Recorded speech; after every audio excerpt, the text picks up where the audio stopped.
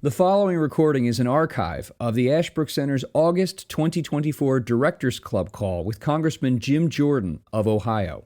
The Ashbrook Center is an independent, nonpartisan nonprofit based at Ashland University in Ashland, Ohio. If you'd like to learn more about our civic education programs and initiatives for students, teachers, and citizens, visit us at ashbrook.org or use the link in this video's description. I want to welcome everybody who's joining us coming in now. Thanks for being with us. We'll get started around 7 o'clock when Congressman Jordan joins us. Hey, Jeff, it's Jim Jordan. How are you? Congressman Jordan, wonderful for you to join us this evening. Thank you, sir. You bet. I thought, as you know, Congressman Jordan, we've got friends and supporters of the Ashbrook Center, our Directors Club members. They are, Wonderful. of course, friends of yours. And for those of you who may not know, Congressman Jordan is my congressman, represents Ashland County, among other counties from Ohio in Congress. Congressman Jordan, could we just get started? We've got a lot of folks, I'm sure, with questions, Sure. but could I ask you, sir, where you are right now in Congress, what's the biggest challenge facing the country right now? There are lots, and I think, we're 77 days away from an election. I think is just critically important. One of those moments of significance, moments of magnitude, I think, for our country. But my biggest concern, frankly, is what the left is attempting to do to the First Amendment. I think I said this when I spoke at the Ashbrook Center there a few months back, but every single liberty we enjoy under the Constitution, under the First Amendment, every single right we enjoy has been attacked. Your right to practice your faith, your right to petition the government, our right to assemble, free press, free speech, all of those have been attacked, many of them through the what some have called the censorship industrial complex. So I'm really nervous about just fundamental liberties, First Amendment rights, Second Amendment liberties, Fourth Amendment privacy rights, rule of law. I'm really concerned about that because we can recover from all the bad policies, the bad tax policy, the bad spending, which is causing inflation, the bad border policy. We can recover from all those. But when you start messing with the fundamentals and you change those basic rights that we have as citizens, that to me is really scary. So I would argue that's probably the biggest concern I have that I see coming from today's left. What are you finding, sir, in your work on the Judiciary Committee and the Oversight Committee? Give us a little bit of insight of what you're seeing and the way that the left is attacking those liberties. Well, I will tell you some positives we've seen just by doing oversight, one of our constitutional duties in the legislative branch. So we all remember about a year and a half, maybe 2 years ago, when we heard that the Biden administration was they were implementing at the Department of Homeland Security this disinformation governance board, as if some bureaucrats are going to tell us what we're allowed to say, what we're allowed to read, what we're allowed to post, what we're allowed to tweet. Again, a direct attack on the First Amendment. And we all made a big issue of that. We investigated it. And of course, they announced, the Biden administration, Biden-Harris administration announced that they would no longer be having this disinformation governance board in operation. A few months after that, the IRS announced they would no longer be making unannounced visits to American citizens' homes. And the commissioner said, well, we're doing this. We're concerned about the safety of our agents and yada, yada. The truth is they did that. They made that change because we caught them knocking on Matt Taibbi's door, the guy who did the Twitter files, one of the first authors of the Twitter files, journalists. They were knocking on his door, the IRS was, at the exact moment he was testifying in our committee about the censorship industrial complex, as he and Michael Schellenberg, another journalist, have called it. So 2 examples there. And then just 2 weeks ago, this organization called GARM, Global Alliance for Responsible Media, totally misnamed. But this organization went out of business, discontinued operations after we did a report, after we had a hearing, and after Elon Musk used our report as a basis for his lawsuit, because this entity was getting together and they were media censorship of like places like Twitter and other platforms and websites, Breitbart, Fox News, the Federalist, all kinds of things. And again, but for our investigation, I don't think those things happen. So that's where we've really tried to focus. And then, of course, there's the whole lawfare operation against President Trump, which we've tried to expose. We're in the middle of that right now with this Judge Merchan, who is presiding over the case up in Manhattan with with the prosecutor there, Alvin Bragg. So that's been a lot of our focus over this Congress in the Judiciary Committee and the Oversight Committee. I was struck by, along those lines, I was struck by a Supreme Court decision that was actually written by Justice Sotomayor this term, striking down New York's attempt to blacklist the NRA and businesses that would do business with the NRA. It was a unanimous decision. Yeah, we got a lot of good decisions from the court. We got that one on our Second Amendment liberties. We got bureaucrats and agencies don't write the law. Congress does. We got the good decision on immunity. We got the 9-0 decision when the left was trying to twist the 14th Amendment and use it as a way to keep President Trump off the ballot.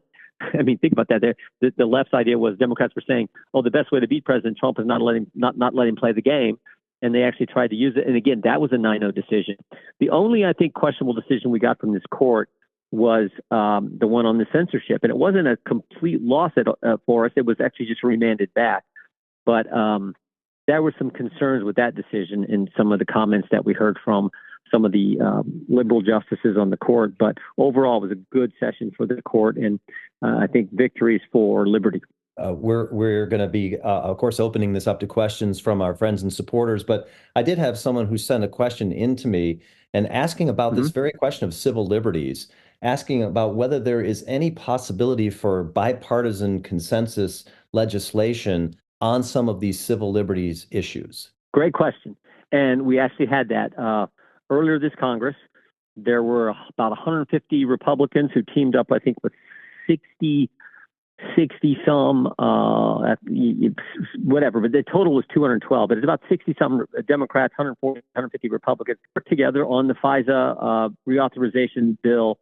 We felt it was important to, if we're going to reauthorize FISA and the government's going to search this, I call it this giant haystack of information, but this big database of information. And they're going to use an American citizen's name, phone number, or address to search and query that database. We believe that you should have a warrant to do that. The way our great system works, greatest system ever devised, is a separate and equal branch of government. You have to go to a separate and equal branch of government to get a warrant, a probable cause warrant, in order to search American people's stuff. And right now, that's not the case. We pushed hard for this. Unfortunately, we lost 212 to 212.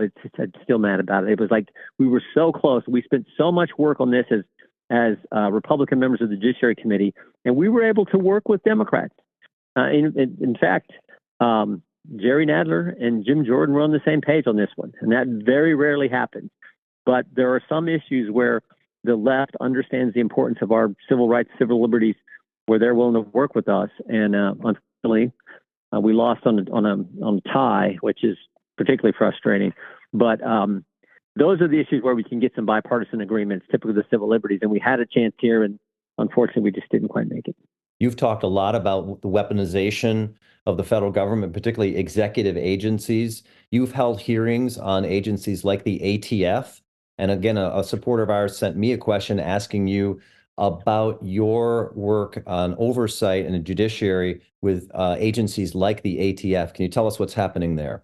Yeah, we had, there's lots of concerns. There was what the ATF did with this pistol brace after telling Americans for 10 years it was fine and then just changing it. Again, the legislature, the Congress didn't do it, just the agency did.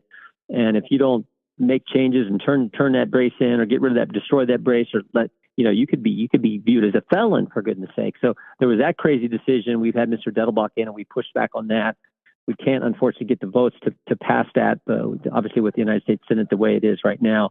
And then there, of course, was this terrible, tragic situation that happened in Rock, Arkansas, where the AT with local law enforcement raided the home of someone that they suspected of engaging in illegal gun sales. This guy was the CEO of the airport, highest paid municipal official in Little Rock. He ran the Bill and Hillary Clinton airport, and he was killed within a matter of pre-dawn raid, kicking in his door.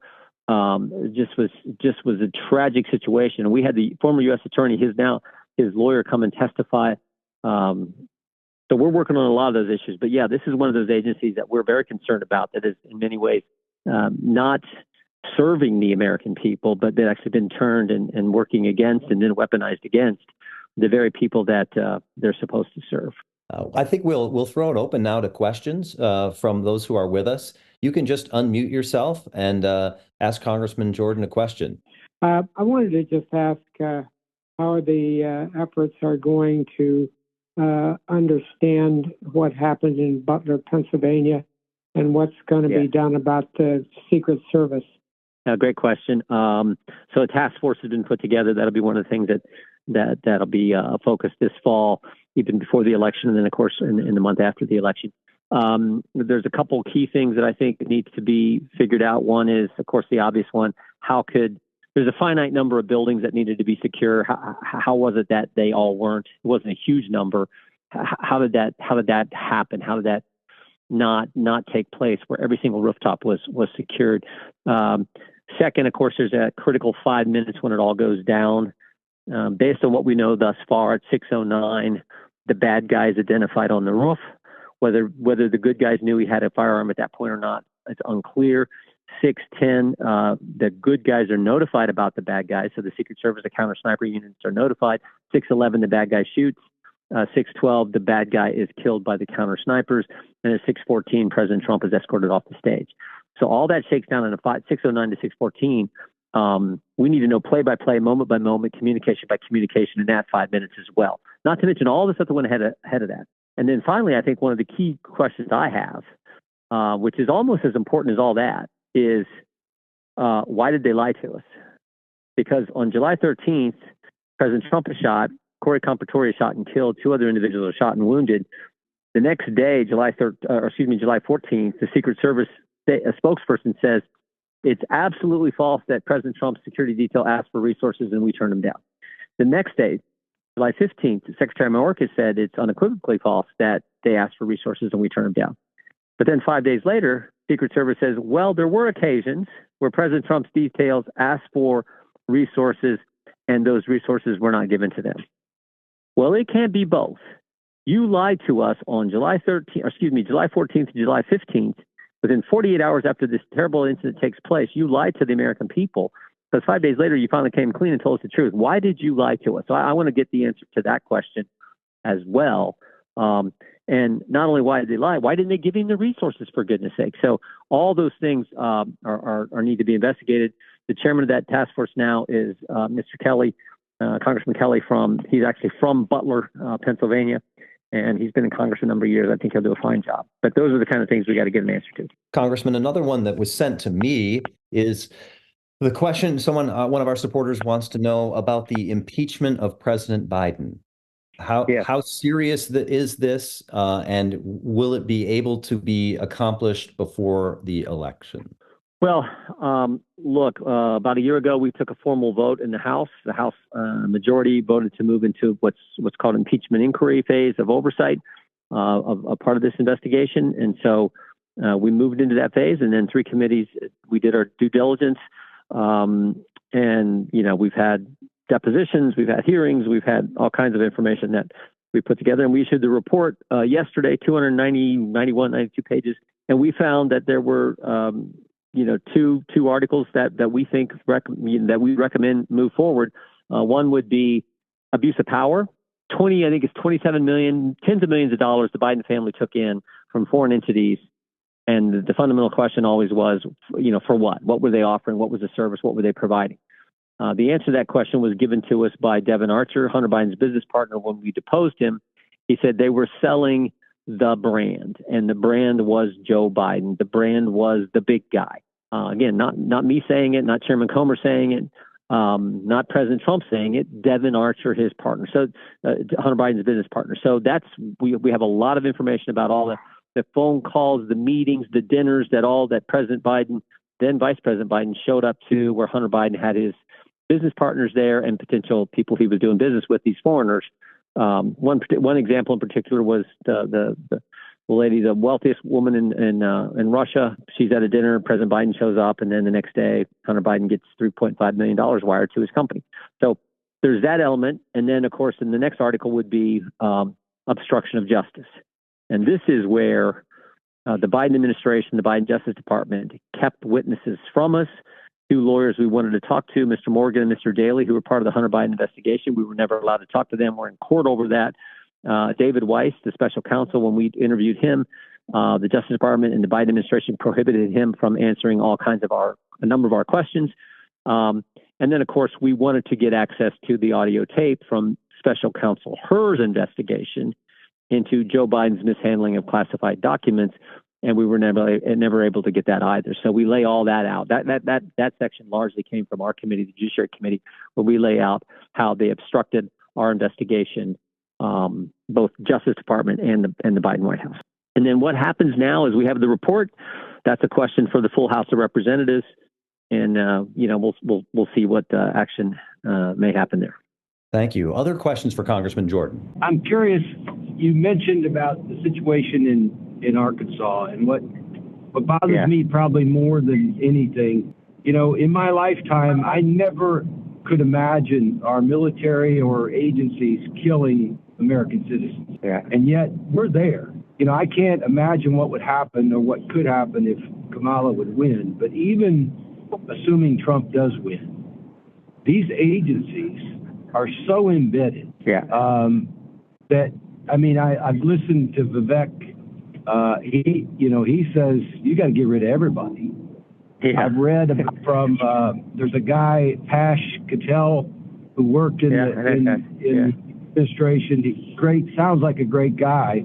He seems to be more optimistic that the field people are good people, but it's the people in Washington, D.C. But we still are at a point where these people can come in your house and do whatever they want to do, and there's no recourse. No, it's scary. And I'm curious as to, how do we take this back? How does liberty and justice come back? Well, it's all about the election in 77 days. I mean, if Harris wins, it's going to get worse. I tend to agree with Cash that it's largely the people in D.C. It's not the agents. We got two former retired FBI agents who work for the committee. These guys are right out of the central casting. One's got an Irish name, one Italian name. They worked in Cleveland and Pittsburgh. They're great guys, and they're just good people who know the work, and they help us figure out what the FBI is up to in some of these situations. So I tend to agree with Mr. Patel's assessment of where the agencies are, but it starts with the election. And I've encouraged the Trump people, if they get in some of the key people who will be in the administration, I said, President Trump should fire everyone he's allowed to fire. To send a message like there's a new sheriff back in town, and we're going to have a government that's accountable to we the people, a government that serves the very taxpayers who pay their salaries, versus what we've seen of late, whether it's the ATF, whether it's the FBI, whether it's the Justice Department, or whether it's Dr. Fauci, who ran our lives for 3 stinking years, so who never put his name on a ballot once. So that to me is just so important. And I know President Trump understands that, because no one's been abused by the government as much as he has, for goodness sake, over the last 8 years. But it's all about the election. 77 days. 77 days. We got a great candidate here in Bernie Moreno running for Senate.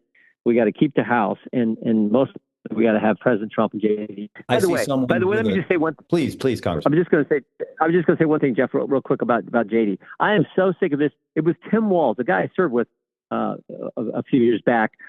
Tim Walz, the VP candidate, the governor from Minnesota, who first started calling JD weird. And I was telling the group yesterday, weird? Are you kidding me? JD Vance came from the humblest of families. They were on public assistance. Then he was a United States Marine, graduate from Ohio State University, then a Yale Law School graduate. Then he writes a successful business guy, writes a best-selling book, sold so many darn copies they made a movie about it. Then he's senator from the 7th largest state in the union, and now he's vice presidential candidate on one of the major political parties, and he's 40. That's not weird. That's amazing. That is exceptional. That's the American story. And if the Democrats are going to make fun of that kind of stuff, then okay, go ahead and let them. Because I think when we get to the debates, the American people are going to see right through it. We've got someone who's raised their hand with a 216 area code. Please feel free to ask your question if you'd like. Congressman, I don't know if I... Yeah, go ahead. Oh, thank you. When I was younger, Watergate was a big issue. It always came up. The cover-up was worse than the crime, yada, yada, yada. It seems like this cover-up of President Biden's cognitive decline is orders of magnitude more severe. Yet it seems like it's going to be forgotten. Vice President Harris got a promotion through it. They were able to control the timing of all these things that went on. It just seems wrong.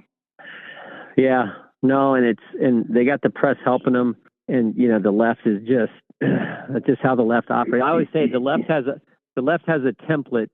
The left will tell a lie, big media will report the lie, big tech will amplify the lie, and then when you tell the truth, they call you racist or they'll call you some other name and they'll attack you. And then pretty soon, our position will be proven accurate, and then they're already on to the next lie. So forever they told us Joe Biden's just fine, nothing to see here, nothing to worry about. And then we had the debate, and suddenly the whole apparatus, the whole system, the Democrat Party, the Democrat machine, and maybe most importantly, the big media, all then said, oh, no, he's not fine. He needs to step down, because they saw the polling numbers and they saw that President Trump was on path to win big, and we were going to take the Senate and keep the House. And suddenly they just changed things. They say they kick him off if you can believe some of the press, it looks like it was Nancy Pelosi who was the kind of the key factor in forcing Joe Biden to step aside. So yeah, that's how they are. But never forget this: even though the left controls just about everything, they control big media, big tech. They control Hollywood, higher education. They control big corporations, big sports. They control. The left doesn't control we the people, and the people tend to figure it out because the American people have common sense. And I still trust the people, and I think, in spite of this sort of this month-long time where everything seems to be going, just kicks and giggles for the Democrats, I think that all changes. Because at some point, here's the other thing I think is real important. Very seldom in American politics do we get this situation. We've had back-to-back administrations, and both of those administrations are now running for the top job. So we've had 4 years of Trump, we've had 4 years of Biden-Harris, and now it's Harris against Trump for who's going to be the next president. And we can compare.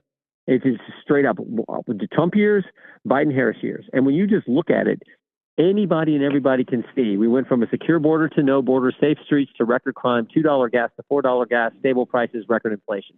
Which do you want?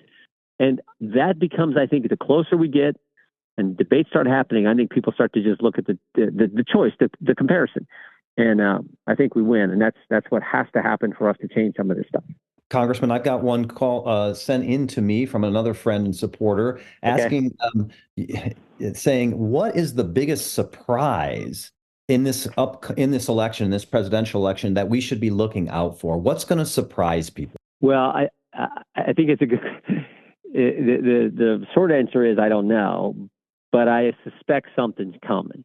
There's always the October surprise, with left. It's do you remember 4 years ago, it was the letter from the 51 former Intel official saying the Hunter Biden laptop has all the classic earmarks of a Russian information operation. Baloney. It was real, and our FBI, our government knew it was real at the time, and yet they let that October surprise false statement, they let it percolate out there. That became the basis for censoring certain things online and stories, and locked the New York Post out of their account and everything else. So I don't know what it is, but I assume there's something coming. And of course, we do know that on September 18th, Judge Merchan is set to have the sentencing proceeding for President Trump on this ridiculous, crazy case that they brought against the president up in New York. But I don't know what it could be. But I expect something, because you just always sort of expect the left to come up with something as we get real close to the election. Another question. Congressman, can you hear me? I can. Go ahead. It's first, I just want to thank you for being on this call and always supporting and being a champion of the Ashbrook Center. Means the world to us. So thank you for that. It's a great place doing great work, and we appreciate it. We've had some Ashbrook students who've been interned and worked for us, so we appreciate the good work there that Jeff and his team do, and of course all the support you all give that fine institution. Thank you. It means a lot to us. Thank you so much. I just want to ask, this is late breaking. This came across the transom just before we jumped on this call, but it looks like JFK is weighing dropping out of the race and throwing his support behind Trump. Have you heard that scuttlebutt, and what do you think of it, and how could that transform the race, do you think? Well, that could help, especially if he endorses President Trump. That's good. I hope that's the case. I hope he's just not dropping out. I hope he's not in any way. I wouldn't think he'd be for the Biden administration, because Biden or in the Biden-Harris administration, I wouldn't think he'd be for Harris, because it was the Biden administration who tried to censor JFK on the third day of the administration when they were pressuring Twitter to take down a tweet from RFK. So that would be, I think, good news and could be helpful. I hadn't seen that either. As you said, that's just breaking, so I'll have to check that out. Just breaking, yeah. Thank you. Thank you. I hope that's okay. Yes. I was going to maybe take one more if I could, Jeff. Yeah, please, one more. Last question. Jim, I just wanted to say we are so grateful for all of your work. We know that you are absolutely working every moment of every day, fighting the good fight, and we're grateful for it. You need to know that we're on your team. Well, we appreciate it. We're glad you're on. We appreciate you saying that, and we're glad you're on the Ashbrook Center team. Let me close with this. You made me think about this. I was telling a group this yesterday too, over in Western Ohio. It's a great country. It really is, and sometimes we get all wound up about all the crazy things the left's up to. But it's a great country, and some of you may have seen when Scotty Scheffler got the gold medal. Now, Scotty Scheffler is, I don't know if you have any golfers on the line here, but Scotty Scheffler is the best player in the world. I don't know him, but by all accounts, just an outstanding human being, Christian man, just a good guy. And won tens of millions of dollars this year alone. But he wins a gold medal, and they're doing the ceremony, and the American flag's going up, and they're playing the national anthem, and he just gets emotional. I mean, I got emotional watching him. And it just sort of captures that here's a guy who's got everything, but there's this love and appreciation for a country that allows a kid from Texas to be the best player in the world, win a gold medal. And it just, I think, captured that this country still offers its citizens, if you're willing to set a goal and work hard, good things can happen. And it was just a powerful moment. And it struck me as just like, it's a great place. And sometimes we get so focused on the crazy things that are going on in politics in Washington, what the left's up to. I think we forget what a great country we get to live in, and it's why this election in 77 days is so darn important, because we want to maintain the promise this country has always afforded its citizens, that you can accomplish what you want to accomplish if you're willing to work hard. Good to be with you all, and I think I'm going to see you in a couple of days, so we'll look forward to seeing you up in Ashland County here in a few days. Great to have you with us. Thank you, Congressman. All right, you bet. Take care. And I just want to thank everyone else for joining us. We appreciate you coming from around the country for this conversation with Jim Jordan. We look forward to having another one of these Directors Club exclusive calls in the future. We appreciate you taking the time to be with us. And as always, we thank you for your support of the Ashbrook Center and our mission. We can't do it without you. We appreciate you and everything you do for us and for the students and teachers and citizens that we reach. Thank you very much for joining us. Have a good evening.